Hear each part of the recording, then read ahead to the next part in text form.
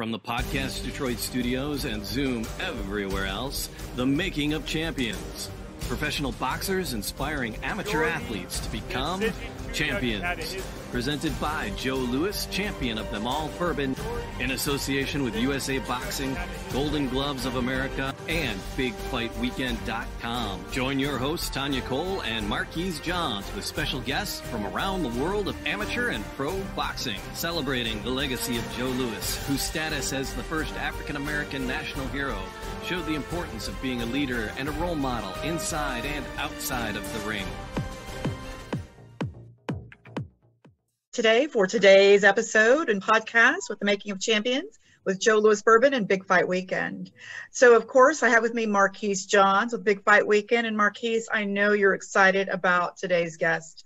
Who do we have today? Absolutely, Tanya. Great to be on as always. We are joined by, let me start with the resume here. 1992 U.S. Olympian, two-time world champion, the man who will be calling the international call of the upcoming Showtime pay-per-view between Gervonta Davis and Leo Santa Cruz for two division titles at 130 and 135 for the WBA. A man you can hear normally on ShowBox, the Next Generation broadcast. And we are talking to none other than El Diamante, Raul Marquez. Raul, thanks for coming on the program. How are you doing today, sir? Thanks for being on today. I'm so happy to be on, and you have a very good accent. I see the way you pronounce El Diamante, man. You got some Mexican in you or something? Because you said it really good. Be honest with you, Raul. Like Marquise, almost Marquez. You would expect to pronounce it that good. Oh, Marquise, you got some of that mojo over there. Well, Raul, it's years of people call me Marcus. You learn to figure it out. But let me start. Actually, the program we had last week. We had Charles Conwell on the last episode of Joe Louis Bourbon Podcast, Raul, and he was looking to take on a top 15 guy after this fight that he had against Winnie Toussaint, who he broke his nose literally in the 9th round, and that was the end of that. What were your takeaways from Conwell in that fight, and do you see him making a step up in competition afterwards? What? The fight when I saw with Conwell as well, there was two takeaways that I got from it, and I wanted to see if I was on the same page with you on this. One, there was this weird breathing that was going on during the broadcast. I think you and Farhood and Tompkins joked it was you. Was that just Toussaint, and was that something like that normally happens in a ring? And two, when was the last time you saw someone's nose broken in a ring like that? Like, that's not something that you would think that would happen more often than not in these boxing matches, but I haven't seen anything like that in a while. Right. I think the breathing, I don't know if, I'll tell you what, I think it was Toussaint that was breathing like that, but I think that's his, it's a comfort thing for him. That's the way he breathes, because the guy, he was in great shape. I mean, he was in really great shape because he brought the fight. He was trying to make the fight, and he took all of Conwell's big shots into the last one. So he was in great shape, but I think that's just a comfort thing. That's the way he feels. He breathes that way in the ring. And when's the last time I saw somebody get their nose broken in the ring? I can't even remember. It's been like I said, I can't remember when was the last time I saw that, but it was a good thing that, Toussaint, when he touched the floor, when he was on the floor, he right away noticed, I'm sure he felt that his nose was broken. So there was no need for him to get back up. I mean, he had lost 8 of the 9 rounds in my scorecard, probably 9 rounds, because I hadn't given him no rounds at that point. So there was no need for him to receive further damage. I know that your executive producer of the show, Gordon Hall, said that Conwell is the quintessential ShowBox fighter. Can you tell us a little bit more about that, and what does he mean by that? Well, I mean, he's, he was an Olympian. He was a decorated amateur, had a big amateur career. He's undefeated. Great things are expected out of him. He's been sparring top-level guys in the gym, and obviously he probably looks, I'm sure he looks good with them. So, this is the type of guy that, usually gets tested with a guy like Toussaint that was undefeated. But, like I've always said, there's levels to this game. You got Toussaint, who's 12-0, that did not have the amateur pedigree that Conwell did. Conwell's 12-0, but look at his amateur pedigree. He's fought guys from all over the world. And I believe in amateurs because I come from that. I had a big amateur pedigree. And when you turn pro,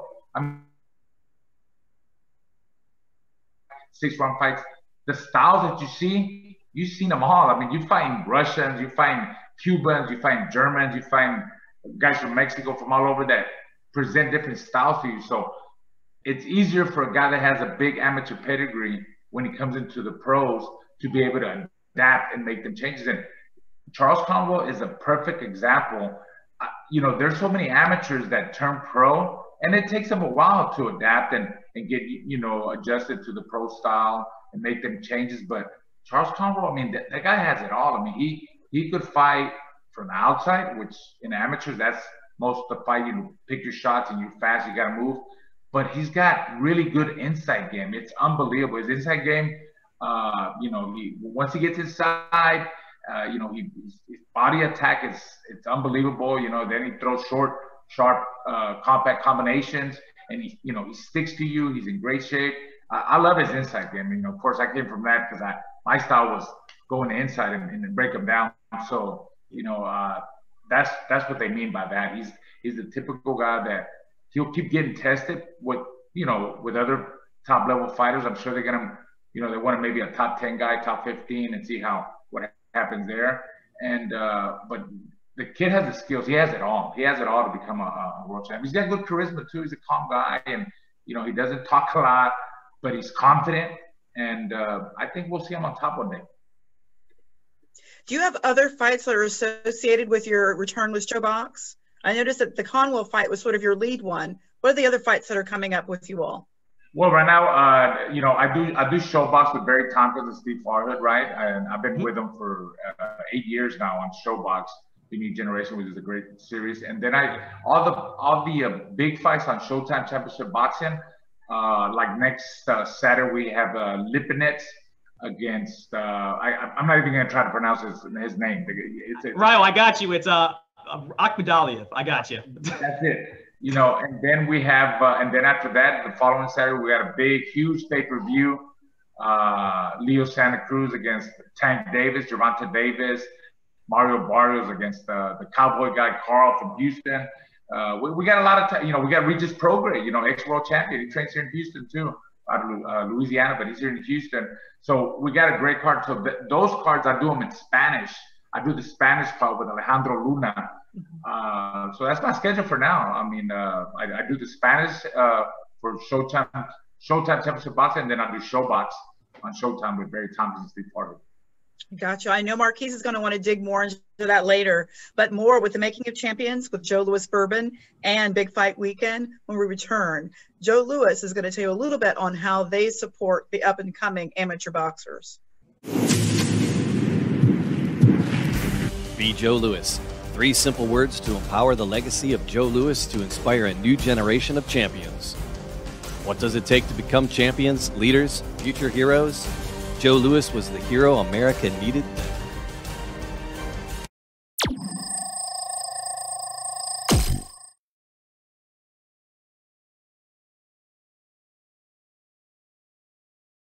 You see, my dad, he's the one that carried the name. It's come down to me now.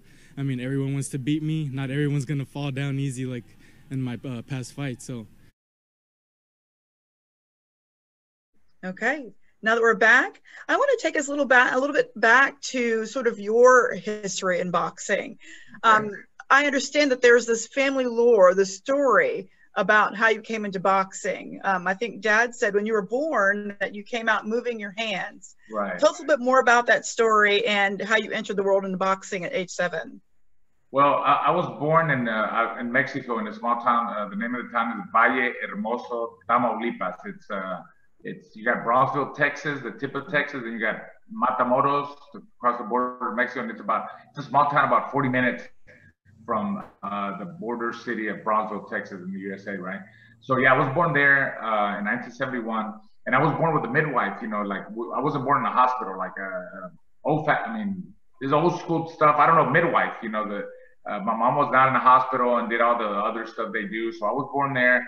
And the story is that when I came out of my mom's womb, you know, I was moving my hands, and my dad said, "I'm gonna make this kid a fighter," you know, because my dad always been a huge boxing fan. He followed all the you know the professional, all the Mexican fighters from back in the days, like Ruben Olivares, Carlos Zarate, Salvador Sanchez, all the old school Mexican fighters. You know, he was in school and in college in Monterrey to be a machinist, and but he always wanted to box, but I guess the family support wasn't there, the money wasn't there, but you know, he would do a lot of street boxing with that, street boxing, you know, when he was in college and stuff, and that's the story, you know. And then we moved to Chicago, Illinois. My brother was born there. That helped us get our citizenship, our green card, what they call it. They used to call it the green card.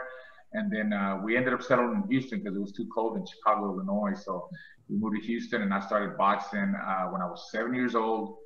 8 years old, I had my first amateur fight, and when I was 8 years old, in 1980, I believe, I had my first amateur fight at the Salvation Army Boys Club, and I boxed for PABA, Progressive Amateur Boxing Association.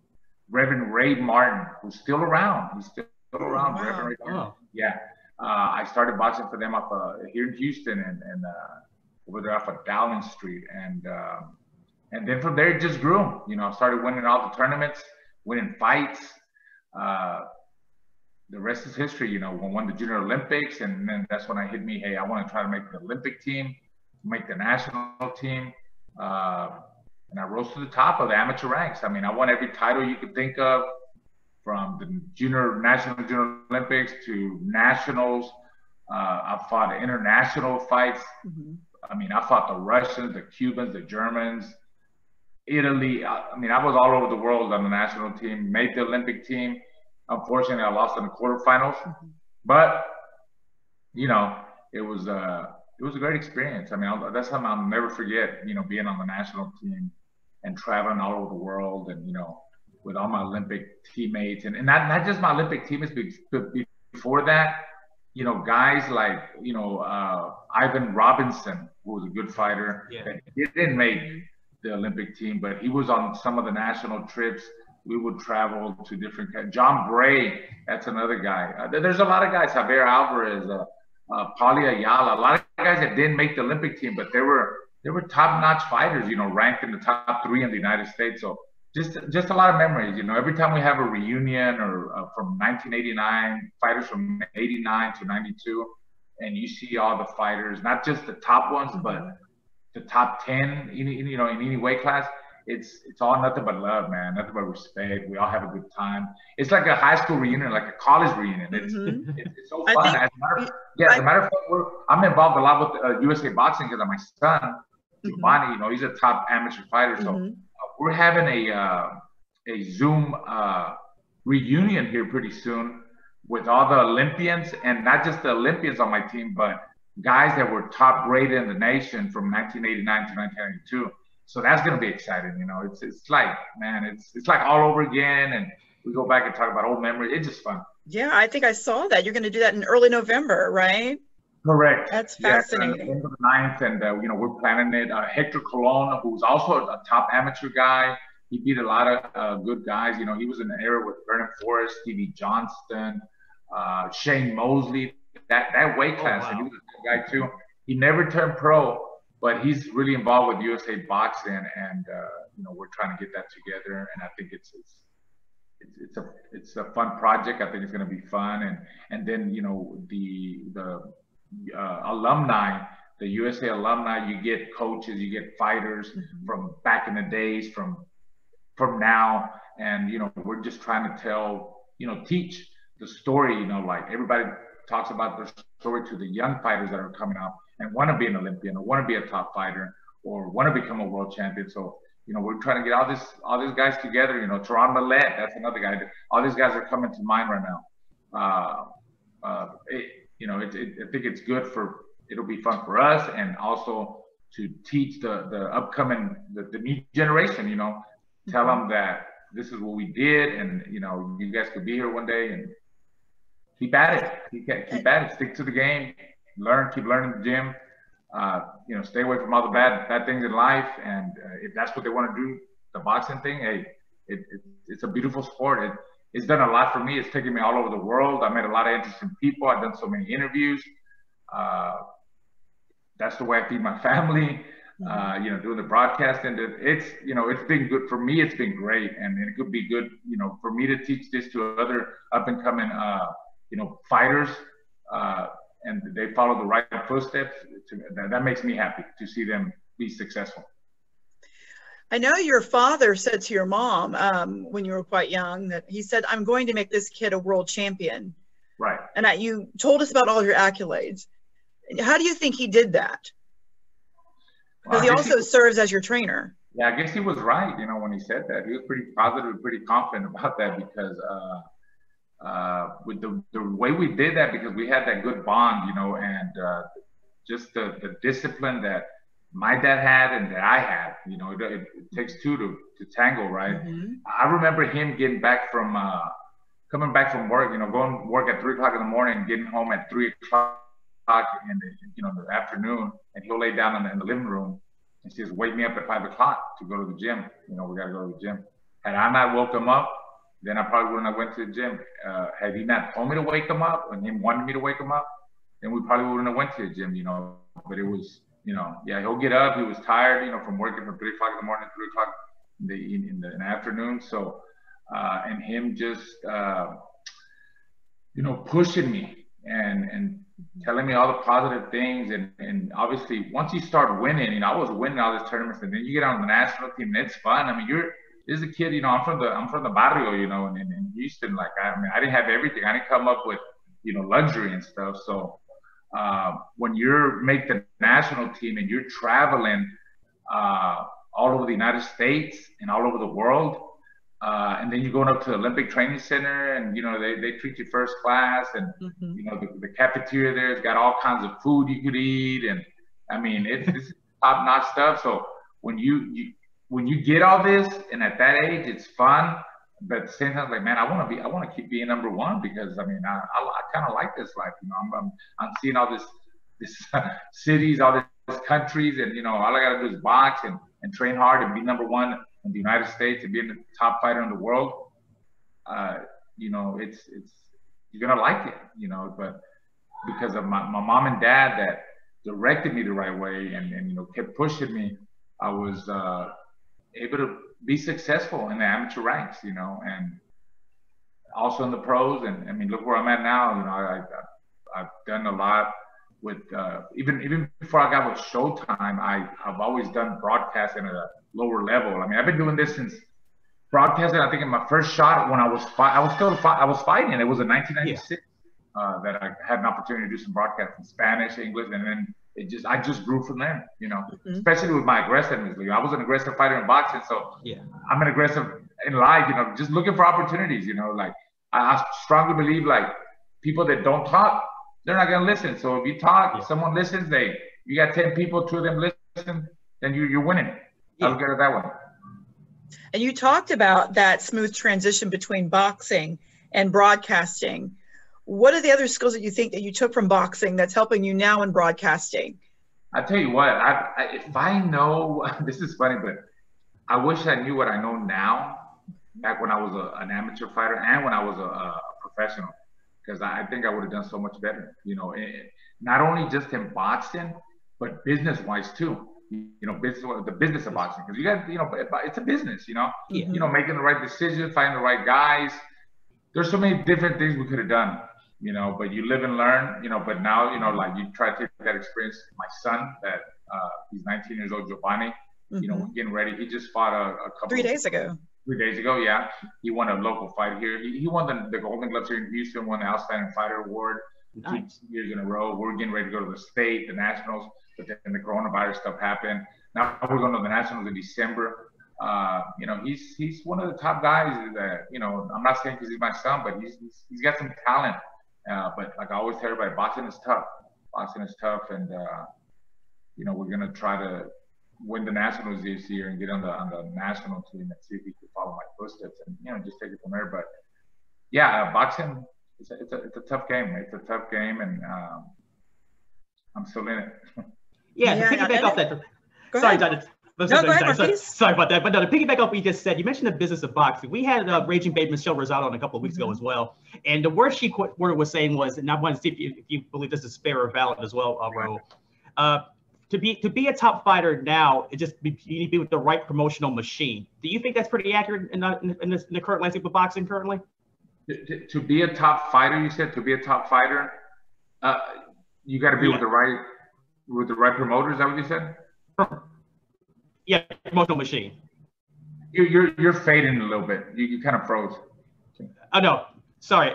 The right promotional machine. How about now?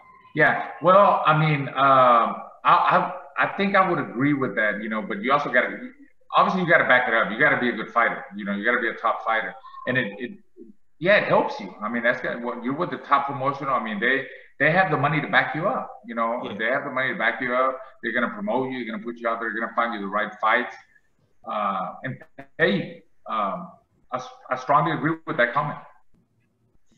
Tell us what the popularity of MMA. What do you think the future is for boxing? Oh, I think boxing. I don't even think about MMA. And I'm not. Okay. I'm not a MMA fan. I really don't watch the sport. I was a fighter all my life, and I cover boxing. I continue to watch boxing, but I take it away from MMA. But I don't really watch. I've been in some fights here in Houston. MMA. Dana White invited me, and I took my. I think it was like Super Bowl week in a couple of years back when it was here in Houston, and we went. We had a great time, and of course, I like when they're fighting up here. Stand up, because it's a crazy sport, man. It really is. But no, boxing's on the rise. I mean, we got a lot of good fights coming up. Okay. With a lot of interest. I mean, I know we had this little problem, big problem with the coronavirus, but I think we're coming back. I mean, look, we've been having fights with no audience in the bubble and stuff, but all through this, pandemic. But now we have a big show, October 31st. Halloween night, Leo Santa Cruz against the big star Gervonta Tank Davis. That's a huge fight, good undercard, and it's time. People want to get out. They want to see live boxing, and you're gonna see. I mean, I'm sure we're gonna. From what I hear, ticket sales are going really well, and we're gonna get a really good crowd because people they're anxious to go see live boxing and enjoy some good boxing events. I tend to agree with that. I know that you had a recent interview with ringtv.com, and you talked about the best and 10 key categories or concepts. If you were to talk about the making of a champion, and you don't have to give me 10, what do you think that those character traits would be, those top character traits? Well, the number one thing is discipline, dedication. You have to want to do it. It's not really up to your trainer to get you up. Hey, it's time to go run. It's time to go work out. You got to push yourself. It's, to me, the discipline, dedication. You got to want it. You got to want it. I can't get 10, but I think the most important thing is discipline, dedication, and you got to want it. You got to want to do it. And of course, you got to have the skills. You got to have the skills and a good team that's going to back you up. That's there for you to get you to the top. That's what I think. Okay. Tell us about the concept of your show, ShoBox: The Next Generation. I know you talked about it a little bit earlier in the show, and this reunion that's going to be coming up in November 9th. How will you take all of that information so that you could pass it on to the next generation of boxers? What will you do with that? Well, the concept with ShoBox, we always, I believe I don't know, have the exact number, but we developed like 80-something world champions. Right, Marquise? Yeah, it is 87 world champions. That's the correct number, actually. Oh, 87 there. Oh, I got it right. 80-something. Yeah, okay. 87. I said 80-something. 87. That counts, that's right. Yeah. So we developed a lot of world champions that came out of there, and it's always, we match them up tough. I mean, they're not going to fight easy fights. A lot of them, they're undefeated. Finding another undefeated guy, and, somebody zero has to go, or just a tough, the toughest matchup to date. Even if the other guy has 1 or 2 losses, but they know that they're going to get tested. That's what ShoBox, the new generation, does, and that's where they prove they have to, the up-and-coming stars, that prospects that they build up, that come out of the amateurs, or just they build up because they have a good record, they're good fighters. They got to prove themselves. They got to prove themselves to move up to the next level, and they will probably bring them back. We had a lot of fighters fight on ShoBox 5 or 6 times. Adam Lopez, that comes to mind. He's fought on there like 5 or 6 times, right? So Ivan Baranchak, that had brutal war the other day. He came out of Showbox. He's fought there a bunch of times, you know. But yeah, that's what we try to do. And you know, with the reunion that we're having with all the 92 alumni, Olympic fighters, or even just that group that was there on the national team that were top-ranked fighters, top 10 in the USA. Just teach the kids that if you want to do this, you know, always train hard, and be disciplined, be dedicated. You can't cut any corners. You're not going to make it to the top by cutting corners. And if you do cut corners, you'll be able to tell. You could tell when the kid cuts corners and he's not doing the right thing, because it'll tell in the gym. You know, boxing is a one-man sport. It's not a team sport. Nobody's going to help you, you know. So, and you can't have an off day where, oh, my teammate's going to take over and you know, no, because it's only you in the ring. Nobody else is going to help you. Yeah, you got your trainers and stuff that are coaches that are directing you and telling you what to do during that minute. But at the end of the day, it's all you by yourself.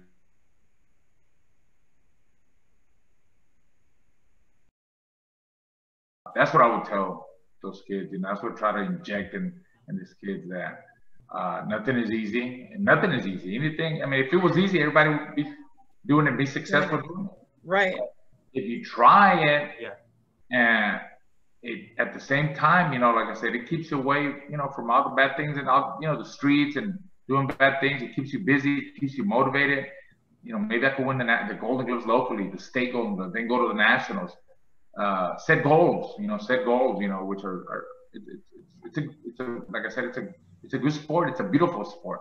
So that's what I would be trying to teach the up and coming generation. Absolutely. And, you know, we have a lot of talent. There's a lot of talented, you know, fighters and hidden talent too. So that we need to discover, you know, and just bring them out. And so that's why I'm here to, you know, help, and I get involved with USA Boxing and guys like Hector Colon, and, you know, we already had Montel Griffin too, my Olympic, he's ready too. Derrick James, you know, Derrick James. Me and Derrick James won the 1987 National Junior Olympics together. And, you know, he was in the Olympic trials. He lost to Chris Bird. You know, he had an okay professional career, but look at him now. He's got two undisputed as a trainer, two undisputed world champions, Errol Spence and Jermell Charlo, undisputed. You know, he's a trainer, you know, so it's weird how so many years ago, who would have thought that he'd be a trainer and have the two undisputed. Same thing with me, you know, who would have thought I would have been, you know, broadcasting with Showtime. So, right. And it's like I said, I'm going to go back to this. Every time we see each other with all these guys, it's nothing but love, man. It's nothing but brotherly love. And we go way back. It's just, man, it's crazy. You know, we're hugging each other and talking about the past. It's fun. It's fun. Well, I'm looking forward to hearing about this reunion and what you get out of that, because that's what we're all here about at the Making of Champions podcast. I'm Tanya Cole with the Making of Champions podcast, and Joe Louis Bourbon and Marquise. I know you've been excited about this interview. I'll let you take us out. Absolutely. Before I take out, let us out, bro, I did want to ask you about the upcoming fight with Santa Cruz and Gervonta Davis. The one thing I've been hearing leading up to this fight, and you've probably heard it as nauseum too, will Gervonta Davis make weight? I'm pretty sure he will personally, but let me give you your thoughts on the fight and how interesting it is for this fight going for both the 130 and 135 belts for the WBA. Well, you know, you got Leo Santa Cruz as obviously he's the experienced guy. You know, he's a 4-time world champion, 118, 122, 126, 130. He's been in there with some really good guys. You know, Abner Mares beat him twice. Claude Frampton 1-on-1. He's fought some, you know, Christian Mijares. I would have to give the edge to him because, you know, he's got 37, 38, something like that, professional wins. He's been in the big atmosphere before, big fights like this. But he's the smaller guy. He's the smaller guy, you know, and they're fighting for 130 and 135 pound titles. Now, Gervonta Davis, he's the big star right now. You know, he's young. He's the knockout artist. He's 23-0 with 22 knockouts. I witnessed his fights, you know, when he fought in Baltimore. He draws, you know, people. It was a sold-out arena there. Atlanta, same thing. You know, he packed them in. He hasn't fought guys that are, you know, I don't believe he's got the experience, but he's definitely a very talented fighter. You know, last time we saw him was against Gamboa, I believe, right? Yes. Gamboa. And he took care of business with Gamboa. He took care of business. I don't think he's gonna have problems making weight, Marquise. You know, I mean, you got Mayweather behind him. Mayweather's in the gym. Come on, if you don't make weight and Mayweather's there helping you out, you got a problem, man. You got a problem. So, you know, that's my opinion. You know, you got Floyd there. That's you true. got to make weight, dude. You know, so I don't think that's gonna be a problem. It's gonna be a very interesting fight. I think it's a great fight for the city of San Antonio, Texas. You know, my home state, Texas. I'm not too far down the road, Houston, Texas. I mean, San Antonio. It's always been a big fight town. Then you got Mario Barrios, a local guy that's fighting on there. Regis Prograis. You got Diego Magdaleno against Isaac Cruz. You know, I really can't pick out a winner, man. I think it's a 50-50 fight. That's what makes the fight so interesting, because Leo Santa Cruz, he throws. I mean, he's busy in there. He throws over 1,000 punches a fight. You know. Yeah. And then you got Tank, that's powerful. You know, that if he catches Leo, and Leo takes a good shot, but like I said, Tank is powerful, and Tank is the bigger, stronger guy. If he catches Leo, then it could be a good night there too. You know, so they're very evenly matched, and that's why we're having this fight. That's why it's so enticing. That's what people want to see this fight. Leo and Tank Davis. All right. So, Raul, how can we find you on social media, and how can we watch this next fight? Well, you can watch the fight on Showtime pay-per-view. You know, get the Showtime app or call your local provider, Showtime pay-per-view at home. Or if you're in one of the surrounding states or in Texas, you know, go to San Antonio, buy tickets and watch the fight. I'm on Raul Marquez on Twitter or Instagram, either one. Raul Marquez 1992. That was my Olympic when I went to the Olympics. And then the other one's Raul Marquez 92. And then I'm on Facebook, just Raul Marquez. Yeah, I don't have no. All right. Thank you so much. And Marquise, how can we find you? Take us out. As always, you can find me on Twitter at Weak Sauce Radio or on the website I write for, bigfightweekend.com. All right. Thank you so much for joining us today. Marquise, we appreciate you as well. This is Tanya Cole again with Joe Louis Bourbon and the Making of Champions podcast. Thank you. Thank you, guys. I had fun.